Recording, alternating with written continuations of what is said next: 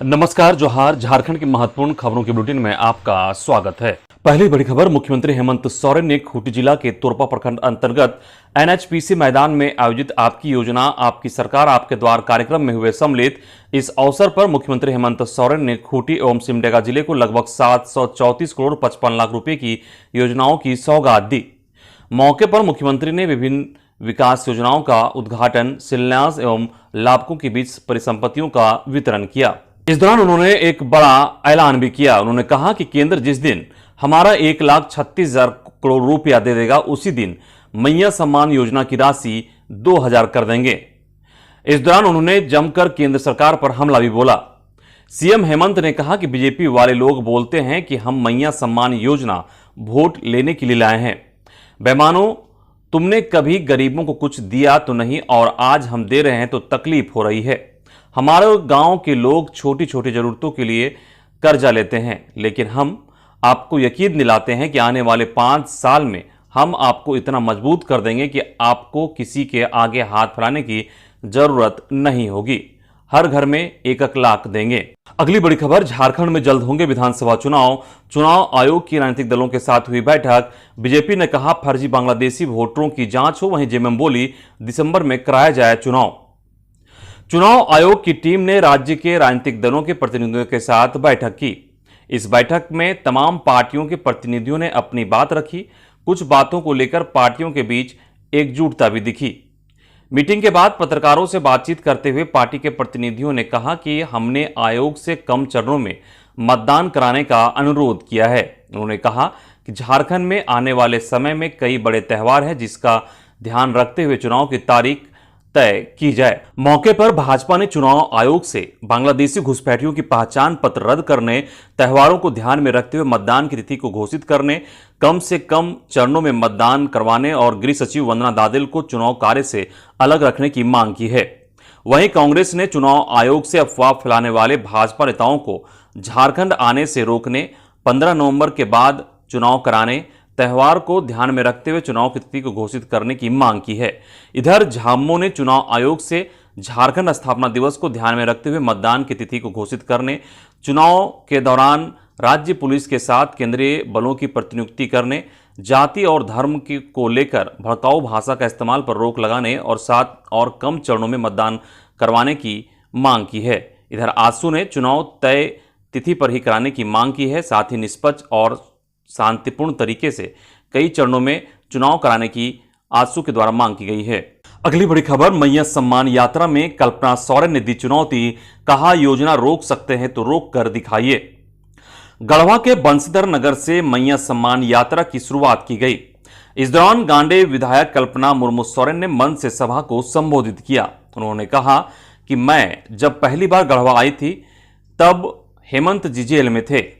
आज मैं यहां आई हूं तब हेमंत जी आपके भाई बनकर, आपका बेटा बनकर, झारखंड का यशस्वी मुख्यमंत्री बनकर हमारे हर एक लोगों को मजबूती देने का काम कर रहे हैं, सबको ताकत देने का काम कर रहे हैं।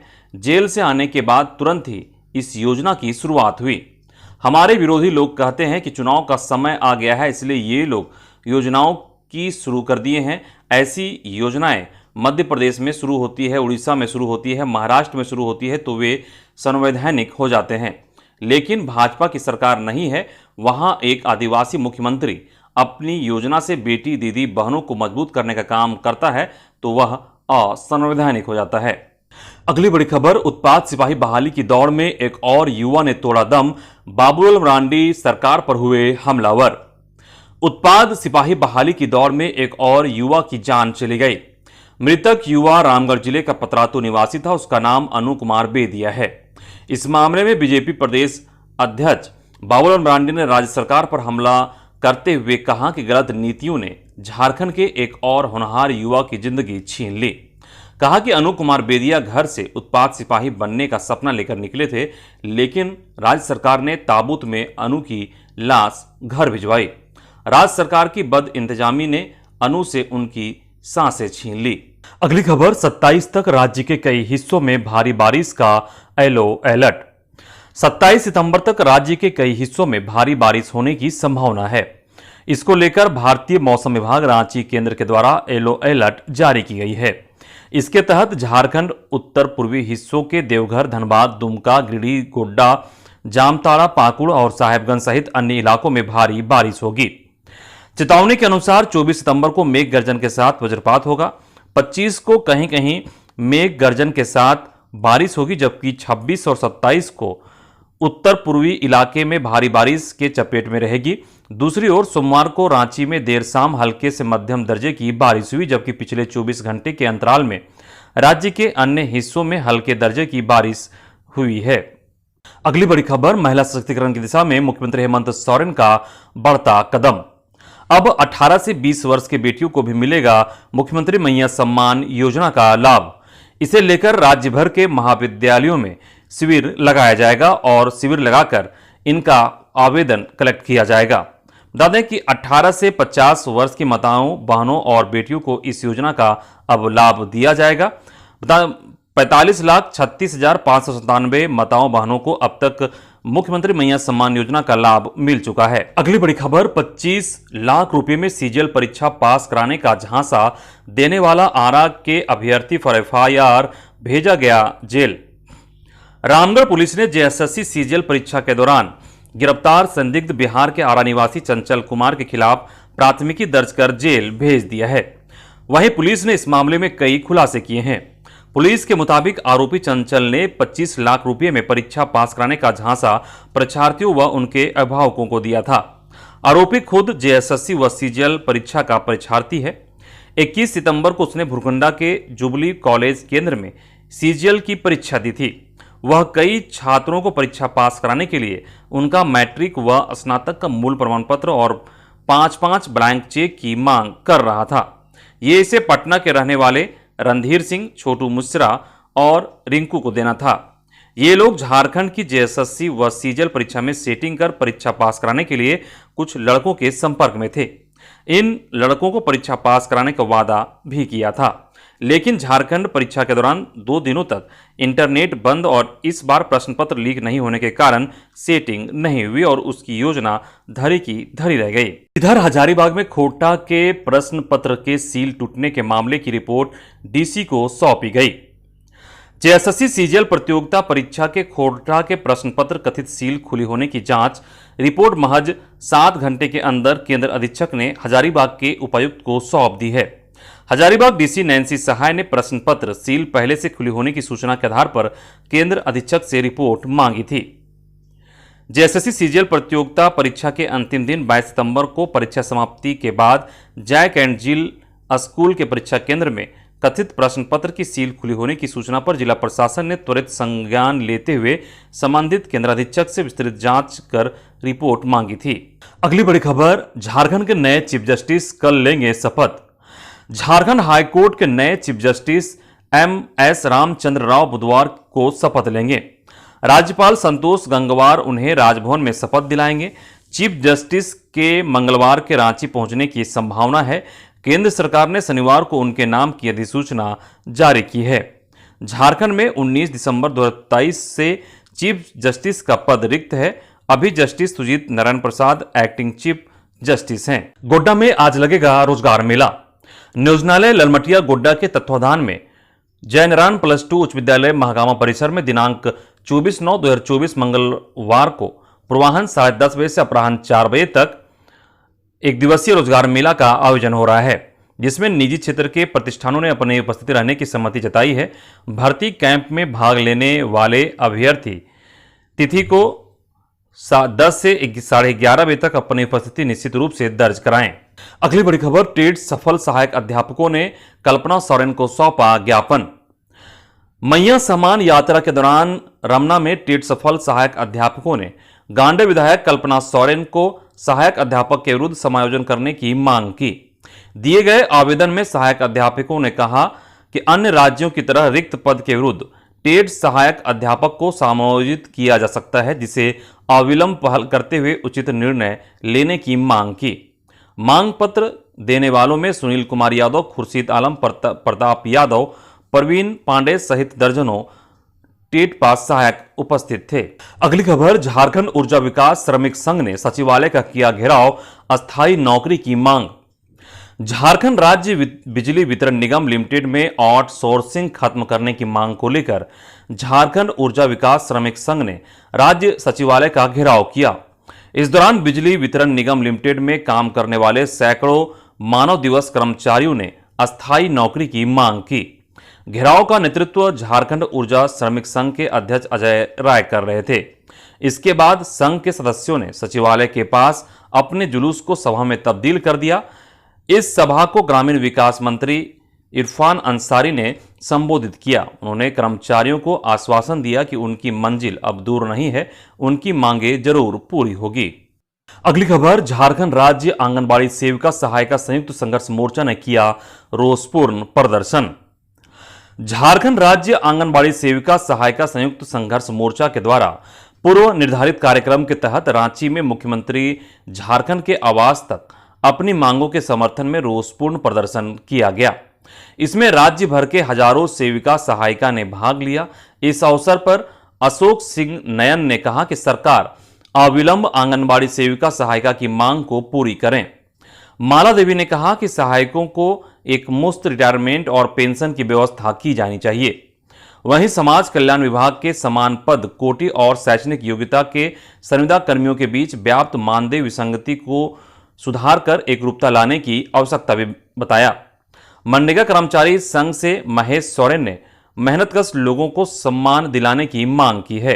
अगली खबर, झारखंड में जन वितरण प्रणाली के दुकानदारों को 8 माह से सरकार नहीं कर रही कमीशन का भुगतान। झारखंड के पीडीएस दुकानदारों को सरकार 8 माह से कमीशन का भुगतान नहीं कर रही है। इससे नाराज राज्य के पीडीएस दुकानदारों ने 1 अक्टूबर को प्रदेश स्तरीय बैठक का आह्वान किया है। बैठक में सरकार के खिलाफ आंदोलन का निर्णय लिया जाएगा। All India fair price shop dealers association के प्रदेश उपाध्यक्ष नंदू प्रसाद ने बताया कि सभी समस्याओं के समाधान हेतु राज्य समिति के निर्णय के अनुसार 1 माह का समय लिखित में विभाग को दिया था। यहां तक कि मंत्री से मिलकर बकाया भुगतान, 4G को बहाल करने, कमीशन में वृद्धि और अनुकंपा को पूर्व की भांति सुधार हेतु आवेदन किया, जिस पर वह गंभीर भी दिखे। लेकिन किसी तरह की पहल नहीं दिख रही है और लगातार कमीशन नहीं मिलने के कारण राज्य के विक्रेता अब मुफ्त में सरकार की योजना चलाने को तैयार भी नहीं है। वैसी स्थिति में जब त्योहारों की शुरुआत अगले माह से आरंभ हो रही है, इसके विपरीत परिस्थितियों में 1 अक्टूबर 2024 को राज्य कार्यकारिणी की बैठक बुलाने का निश्चय किया गया है, जिसमें सभी जिला कमेटियों से उनका मंतव्य लेकर आगे की रणनीति तय की जाएगी। अगली बड़ी खबर, झारखंड विधानसभा में नियुक्ति गड़बड़ी मामले की अब सीबीआई करेगी जांच। झारखंड विधानसभा नियुक्ति गड़बड़ी मामले में दायर जनहित याचिका पर झारखंड हाई कोर्ट ने फैसला सुना दिया है। कोर्ट ने इस केस को सीबीआई को देने का आदेश दिया है। कोर्ट ने अपने आदेश में कहा है कि यह सीबीआई को देने को लेकर उचित केस है। पूर्व में कोर्ट ने सभी पक्षों को सुनवाई पूरी होने के बाद मामलों को सुरक्षित रखा था। अगली खबर, 1993 नियमावली के तहत ही हो शिक्षकों की प्रोन्नति, झारखंड हाईकोर्ट का बड़ा फैसला। झारखंड हाईकोर्ट के जस्टिस दीपक रोशन की अदालत में प्राथमिक शिक्षकों को ग्रेड 4 से ग्रेड 7 में प्रोन्नति देने को लेकर दाखिल याचिका पर सुनवाई हुई। सुनवाई के बाद अदालत ने कहा कि ग्रेड 7 में प्रोन्नति वर्ष 1993 में बनी प्रोन्नति नियमावली के तहत होगी। अदालत ने अहर्ता रखने वाले शिक्षकों को ग्रेड 7 में प्रोन्नति देने का आदेश दिया है। अदालत ने कमेटी के अनुशंसा पर अब तक सरकार की ओर से जारी पत्र और प्रोन्नति को लेकर बनी वरीयता सूची को निरस्त कर दिया है। इस संबंध में राकेश कुमार सिंह सहित अन्य की ओर से हाईकोर्ट में याचिका दाखिल की गई है। अगली बड़ी खबर, मासूम बच्ची से दुष्कर्म के आरोपी को आजीवन कारावास और 1 लाख जुर्माने की सजा। खबर लातेहार से है, जहां पॉक्सो एक्ट की विशेष अदालत ने मासूम बच्ची से दुष्कर्म के आरोपी को आजीवन कारावास और 1 लाख जुर्माने की सजा सुनाई है। पॉक्सो के विशेष लोक अभियोजक अशोक कुमार दास के मुताबिक 3 जून 2019 को डुरुआ गांव की एक महिला ने लातेहार थाने में प्राथमिकी दर्ज कराई थी। प्राथमिकी में उसने बताया था कि वह अपने घर में थी, तभी कुरास गांव निवासी पवन कुमार उसके घर में घुस आया और उसकी 2 साल की बेटी को गोद में लेकर चला गया। जब उसने मना किया तब उसने उसके साथ मारपीट शुरू कर दी। जब तक वह बाहर जाकर शोर मचाती तब तक उसकी बेटी जोर जोर से चिल्लाने लगी। उसने जाकर देखा तो बच्ची के गुप्तांग से खून बह रहा था। इसके बाद लोगों ने आरोपी को पकड़कर पुलिस के हवाले कर दिया था। अगली बड़ी खबर, राज्य सचिवालय सेवा के 19 पदाधिकारियों का तबादला। झारखंड सचिवालय सेवा के 9 प्रशाखा और 10 सहायक प्रशाखा पदाधिकारियों का तबादला किया गया है। कार्मिक प्रशासनिक सुधार तथा राजभाषा विभाग ने इस संदर्भ में सोमवार देर शाम को एक अधिसूचना जारी की है। तबादला हुए सभी पदाधिकारियों को मंत्रिमंडल में प्रतिनियुक्त किया गया है। वहीं झारखंड प्रशासनिक सेवा के भी 14 अफसर बदले गए। झारखंड प्रशासनिक सेवा के कुल 14 अधिकारियों का तबादला किया गया है। कार्मिक प्रशासनिक सुधार तथा राजभाषा विभाग ने इस संदर्भ में एक अधिसूचना जारी की है। अगली बड़ी खबर, झारखंड के युवाओं से शिवराज सिंह चौहान का वादा, बीजेपी सरकार बनते ही देंगे 2,87,000 नौकरी। झारखंड विधानसभा चुनाव से पहले बीजेपी नेता शिवराज सिंह चौहान ने झारखंड की जनता से बड़ा वादा कर दिया है। कहा है कि बीजेपी की सरकार बनते ही 2,87,000 युवाओं को नौकरी देंगे। भारतीय जनता पार्टी के विधानसभा चुनाव के लिए प्रभारी बनाए गए शिवराज सिंह चौहान ने पूर्वी सिंहभूम के बहरागोड़ा में सोमवार को परिवर्तन सभा में यह वादा किया। उन्होंने परिवर्तन रथ को हरी झंडी दिखाकर रवाना भी किया। इधर हेमंत सोरेन पर जमकर बरसे जेपी नड्डा। भारतीय जनता पार्टी के राष्ट्रीय अध्यक्ष जेपी नड्डा ने कहा कि कांग्रेस पार्टी देश में भ्रष्टाचार के साथ राष्ट्र विरोधी तत्वों को पनाह देती है। राज्य में कांग्रेस के साथ सरकार चला रही झामो भी इससे सीखती है। सोमवार को खूंटी में भारतीय जनता पार्टी की परिवर्तन रैली को प्रारंभ करने के बाद एक जनसभा को संबोधित करते हुए जेपी नड्डा ने ये बातें कही। उन्होंने कहा कि झारखंड अलग राज्य का निर्माण करने वाली भाजपा ही आदिवासी भाइयों बहनों का सम्मान करने वाली और उनकी अस्मिता की रक्षा करने वाली पार्टी है। उन्होंने कहा कि प्रधानमंत्री मोदी देश के पहले नेता हैं जो भगवान बिरसा मुंडा की जन्म स्थली पर उनके गांव पहुंचे थे। प्रधानमंत्री नरेंद्र मोदी और भाजपा के लिए झारखंड हमेशा प्राथमिकता में रहा है। लाखों करोड़ की योजनाओं को झारखंड से प्रारंभ किया गया है। अगली बड़ी खबर, नवरात्र में बीजेपी कैंडिडेट की जारी होगी पहली लिस्ट। एनडीए कुंभे में अपने वाजिब हिस्से के लिए जोर लगा रहे सुदेश महतो। अगले महीने शुरू हो रहे नवरात्र में भाजपा विधानसभा चुनाव के लिए पूरी तरह मिशन मोड में आ जाएगी। अपने कैंडिडेट की पहली लिस्ट जारी कर वह संभवतः इस मामले में दूसरे दलों से बाजी मार लेगी। नवरात्र पर पहली लिस्ट जारी होने की खबर को केंद्रीय कृषि मंत्री सह झारखंड बीजेपी के चुनाव प्रभारी शिवराज सिंह चौहान भी मुहर लगा चुके हैं। उन्होंने कह दिया है कि अक्टूबर के पहले सप्ताह में केंद्रीय चुनाव समिति की बैठक होगी।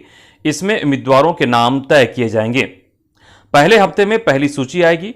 3 अक्टूबर से नवरात्र शुरू हो रहा है। इसे देखते हुए भाजपा शुभ मुहूर्त में उम्मीदवारों की सूची जारी करेगी।